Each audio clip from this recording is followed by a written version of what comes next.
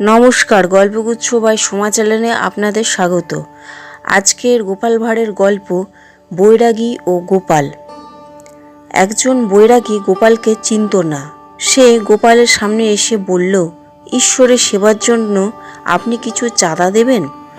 গোপাল কিছু না বলেই বৈরাগীকে একটা টাকা দিল। টাকাটা পেয়ে বৈরাগী খুশি হয়ে পথ হাঁটতে লাগলো। কিছুটা যেতেই গোপাল তাকে ডাকলো, ও বৈরাগী, একবারটি আমার কাছে এসো। বৈরাগী খুশি মনে তার কাছে আসলে গোপাল বলল, তোমার বয়স কত? 18। আজ্ঞে। আমার বয়স 55। তাতে কি হলো?